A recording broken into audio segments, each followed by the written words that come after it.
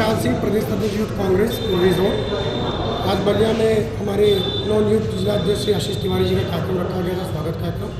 उसी के संदर्भ में हम लोग आए थे और कैसे आगे की रणनीति तैयार करनी है, यूथ कांग्रेस की कमेटी में कैसे कैसे चेंजेस लाने हैं और क्या क्या करना है जिससे कि कांग्रेस पार्टी मजबूत उतर के सामने है, उस पर हम लोगों ने चर्चा की। नए जिलाध्यक्ष को आपने जिम्मेदारी सौंपी है। अच्छा, देखा जा रहा है कि कांग्रेस जिस हिसाब से पिक पे आई थी, फिर थोड़ा नीचे आई और अब देखा जा रहा है बैकफुट पर नजर आ रही है काफ़ी। क्या नहीं, भाजपा से अगर कोई लड़ाई लड़ रहा है तो कांग्रेस ही लड़ रही है, बैकफुट पे किस नजर आ रही है आपको? कौन सी ऐसी लड़ाई है जो भारतीय जनता पार्टी सत्ताधारी के खिलाफ कांग्रेस नहीं लड़ती?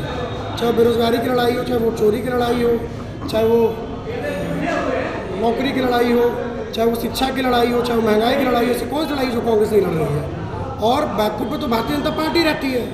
हमारे नेता आदरणीय राहुल गांधी जी जो भी लड़ाई लड़ते हैं उसमें भारतीय जनता पार्टी बैकफुट पे आ जाती है। चाहे वो जीएसटी को उठा के आप देख लीजिए, अभी हाल में आप देखिए जीएसटी में चेंजेस किसके कह रहे हैं? राहुल गांधी ये मुद्दा उठाया था, तो बैकफुट पे तो भारतीय जनता पार्टी है ना।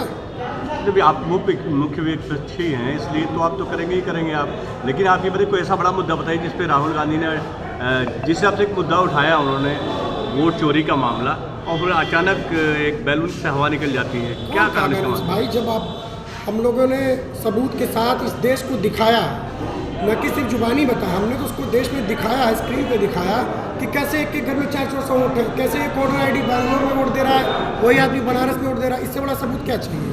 अब भारतीय जनता पार्टी खुद ही इसमें तय कर दे कि ये हवा है, ये बलून है, तो ये भारतीय जनता पार्टी की सोच है। लेकिन आम देश में जनता में तो वोट चोर गद्दी छोड़ का नारा बच्चा दे रहा है, छोटे छोटे बच्चे दे रहे हैं। अभी मैं बिहार चुनाव में राहुल गांधी जी के साथ पूरी यात्रा में था, तो भारतीय जनता पार्टी जब आप रोड से गुजरेंगे तो 4 साल का बच्चा भी वोट चोर गद्दी छोड़ कर रहा है।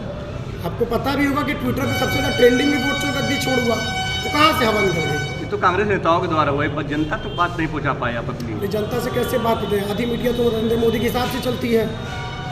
हाँ, जनता को भाई चौथा स्तंभ अगर मीडिया है तो आधी मीडिया तो भारतीय जनता पार्टी के साथ चल रही है, तो जनता को तो जा के बताना पड़ेगा ना, और जा के राहुल गांधी जी बता रहे हैं। आप प्रदेश अध्यक्ष हैं या उत्तर प्रदेश के, और काफ़ी 30-35 साल से लगभग आप सत्ता से बाहर हैं, क्या कारण इसका मानते हैं आप? देखिए, समय के साथ साथ हम लोगों ने अपनी ज़मीन खोदी, यहाँ पर जो क्षेत्रीय पार्टियाँ हैं यहाँ जात पात की राजनीति शुरू कर दी, लेकिन अब जल्द ही हम अपनी सत्ता को वापस पा लेंगे। हम उस पर काम कर रहे हैं, उसी चीज़ों को लेकर हम लोगों ने बैठक की थी, कैसे दलितों को हम अपने संगठन में जगह दें, कैसे दलितों को आगे बढ़ाएं, कैसे ओबीसी को जगह दें, और ज़्यादा से ज़्यादा रिजर्वेशन हम लोग ओबीसी और एससी को देने का कार्य करेंगे। जिलाध्यक्ष आपको सबसे पहले बधाई, आप जिलाध्यक्ष हुए। अपना पूरा परिचय देते हुए बताइए कैसा महसूस कर रहे हैं आप? आशीष कुमार तिवारी, बलिया जिलाध्यक्ष। जो जितनी बड़ी जिम्मेदारी पाठक जी ने जिस हिसाब से कांग्रेस को धीमे धीमे बलिया पे काफ़ी ग्रोथ दिलाई और काफ़ी ऊंचाइयों पर ले गए, क्या आप उतनी बड़ी जिम्मेदारी संभाल पाएंगे? कि मैं पहले भी संगठन चला चुका हूँ, मैं अखिल भारतीय मजदूर संघ का प्रदेश अध्यक्ष रह चुका हूँ।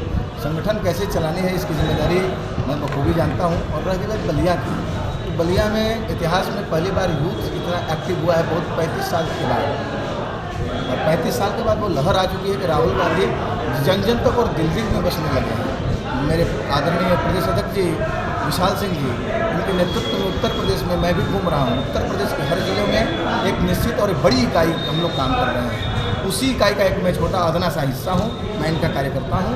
मैं इनके लिए पूरा एड़ी से छोटी जोड़ लगा दूँगा बलिया में। बलिया देखा गया है पिछले 20-25 वर्षों से कांग्रेस जो है बैकफुट पे रहती है, इसका कारण क्या मानते हैं? आज के 15 साल पहले एक इतिहास लिखी है। बलिया से कांग्रेस के विधायक हमारे बच्चे पार्टी में थे। आपको ज्ञात होना चाहिए कि एक दिन में कामयाबी नहीं मिलती, लेकिन एक दिन ज़रूर मिलती है। जिन बलिया की बात कर रहे हैं उन बलिया में एक ही प्रकार के लोग सारे सत्ता में लोग बैठे हैं। कभी सपा आएगी तो उसमें आ जाएंगे, बसपा आएगी तो उसमें आ जाएंगे, लेकिन बलिया और कांग्रेस पार्टी घर घर जाकर और जिलों तक जानना चाहती है कि आखिर कमियाँ कहाँ रह गई, और उस कमियों को दूर करने के लिए हम लोग घर घर और बूथ बूथ तक जाकर अपना प्रचार कर रहे हैं। 40 साल में आप अभी तक कमी नहीं ढूंढ पाए? अभी मैं तो यूथ हूँ और 40 के बाद 40 साल, इसके पहले किसकी जिम्मेदारी थी मैं नहीं जानता, मैं अब की बात बता रहा हूँ। अब क्या मतलब नया करेंगे आप जिससे यूथ जुड़े?